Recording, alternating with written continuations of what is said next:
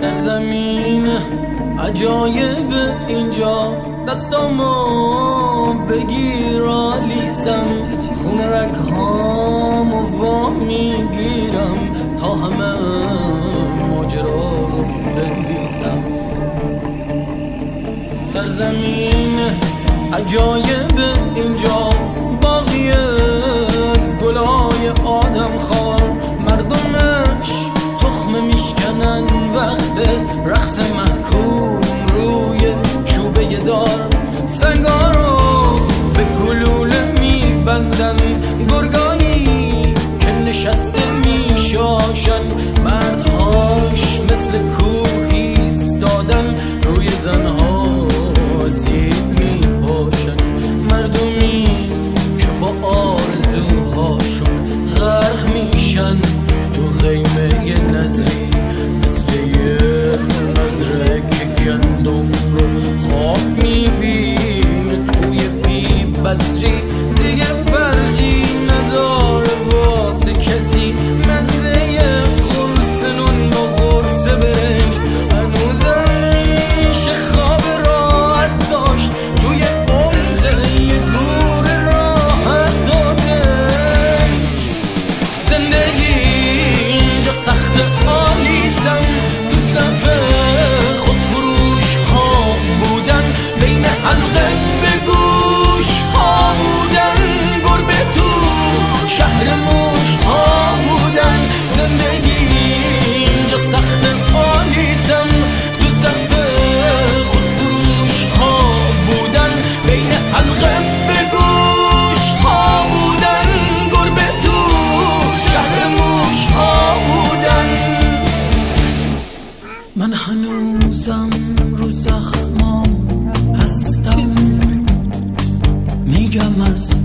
دخترای زنده بگو، رو این پرچم موافق باد میمونم مثل وصله ناجور، تا همیشه بزرگر گلم، تا ابد یه جزامیم اینجا، شیشه شعر و برق میندازم با غم تو نیازمندی روی دیوارای فیسبوکم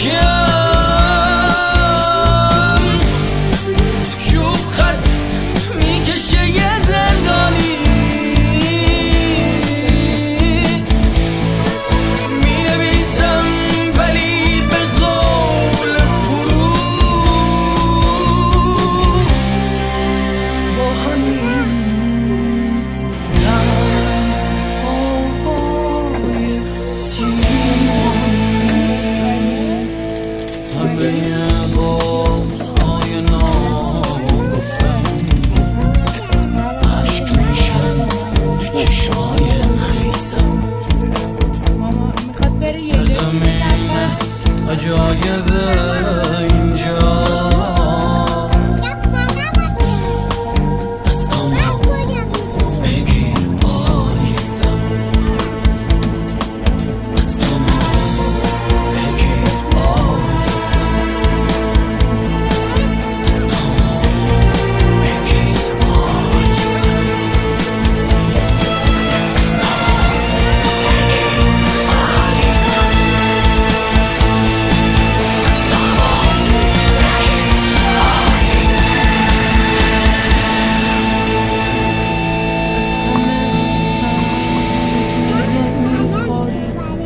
به خودم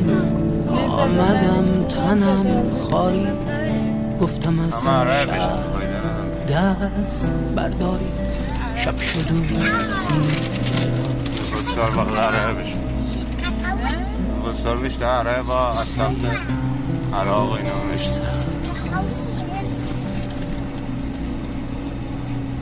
خواستم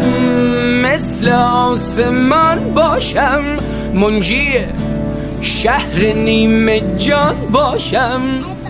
آشیان پرندگان باشم، با همین دست خالی و سردم نعره برداشتم که ماه آمد، مرد جنگاور سپاه آمد، تیغارای بی کلاه آمد، گرچه یک بی چراغ شب گردم، همچنان با زبان شعر و غزل، همچنان مثل گندلات محل، همچنان اندوان زیر بغل، شور این قصه را در آوردم، با دهان گریده از فریاد، یک طرف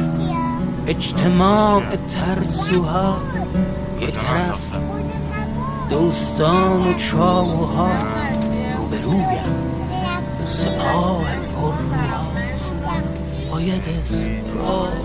رفته برگردم، راستی هندوانه افتاد. خواستم مثل آسمان باشم، منجی شهر نیمه جان باشم، آشیان پرندگان باشم، با همین دست خالی و سردم نعره برداشتم که ماه آمد، مرد جنگاور سپاه آمد، تیغارای بی کلاه آمد، گرچه یک بی چراغ شب گردم،